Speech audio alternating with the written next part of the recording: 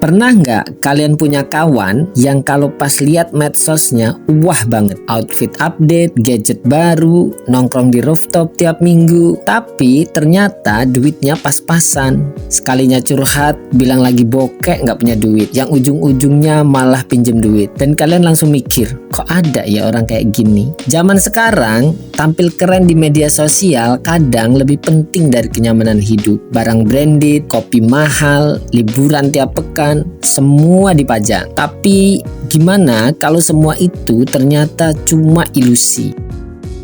Selamat datang di channel kami, Juleha, Jujur dan Soleha.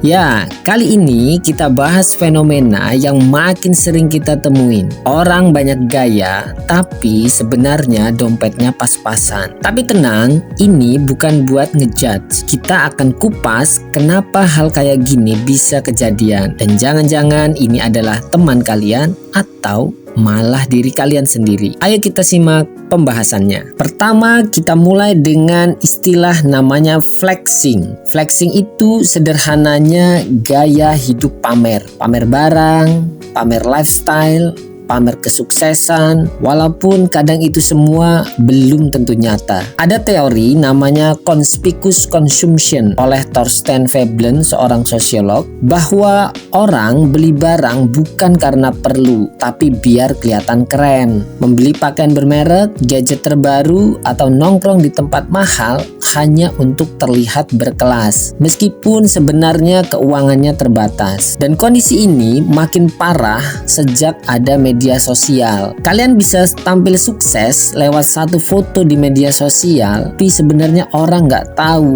seperti apa saldo rekening kalian, yang kadang cuma cukup buat beli mie instan.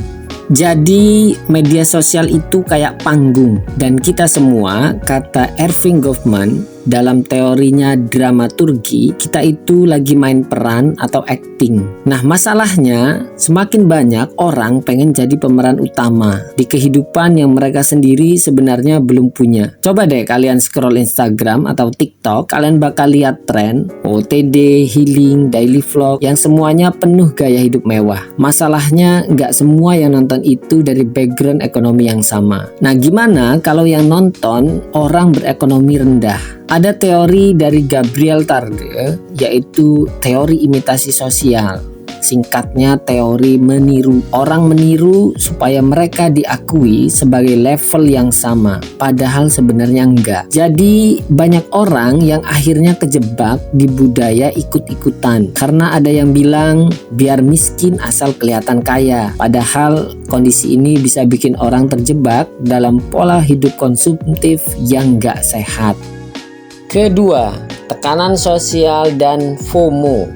Parahnya lagi, kalau kalian kena tekanan sosial. Jadi tekanan sosial itu sebenarnya nyata. Apalagi kalau kalian tinggal di lingkungan yang mengukur kesuksesan itu dilihat dari apa yang kalian punya, bukan siapa kalian sebenarnya. Makanya muncullah yang namanya FOMO, fear of missing out. Kalian ngeliat temen healing ke Bali, beli iPhone baru, nongkrong di rooftop, dan tiba-tiba otak kalian bilang, gua harus juga nih.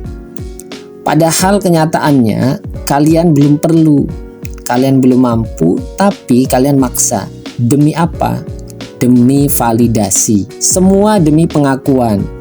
Seperti teorinya Abraham Maslow tentang identitas dan kebutuhan pengakuan. Jadi dalam teori itu, gaya hidup mewah bisa menjadi cara untuk memenuhi kebutuhan akan harga diri dan status. Ketiga, hipotesis Diderot Effect. Nah, pembahasan ini yang paling menarik juga sekaligus berbahaya. Hipotesis Diderot Effect. Jadi gini, Diderot Effect itu diambil dari nama seorang filsuf asal Prancis. Namanya Denis Diderot. Dia itu dapat hadiah sebuah jubah mahal. Gara-gara jubah yang terlalu mewah itu, dia ngerasa barang-barang lain yang ada di rumahnya jadi nggak selevel. Akhirnya apa? Dia renov rumahnya, dia beli perabotan baru, sampai gaya hidupnya pun dia rubah. Cuma gara-gara satu jubah. Kondisi ini mirip di zaman sekarang. Misalnya kalian beli iPhone 16 Pro Max, nanti kalian pasti mikir, masa tas gua brand lokal, minimal Dior dong. Atau kalau kamu anak cowok, masa gua bawa Honda Beat, minimal NMAX lah. Sampai akhirnya upgrade laptop biar sepadan, ganti jadi Apple. Padahal awalnya cuma gara-gara ganti HP doang. Nah itu efek domino dari si Diderot ini. Dan ini nggak akan ada habisnya. Nah kalau kalian seperti itu, berarti selamat, kalian sedang jadi korban. Kenapa itu bisa terjadi? Karena kita punya kecenderungan buat pengen konsistensi estetika atau gaya hidup yang nyambung. Kalau satu barang kalian upgrade, maka yang lain jadi kelihatan deso. Jadi kita itu terdorong buat beli lebih banyak barang, semuanya supaya serasi. Padahal sebenarnya dompet udah jerit dan nyerah dari awal. Terus gimana caranya biar nggak kejebak? Ini solusinya. Pertama, jujur sama diri kalian sendiri. Kalian beli barang ini karena suka atau karena pengen dilihat orang dan dianggap keren. Percayalah, setelah kalian mampu beli barang keren tadi, esoknya orang-orang udah nggak peduli lagi karena mereka sibuk dengan hidupnya sendiri. Nah kedua, sadarlah bahwa yang kalian lihat di medsos itu cuma highlight, bukan real life. Kalian harus sadar bahwa yang di medsos itu versi terbaik yang sudah difilter. Jadi konsumsilah konten yang bikin kalian itu sadar diri, bukan bikin kalian iri.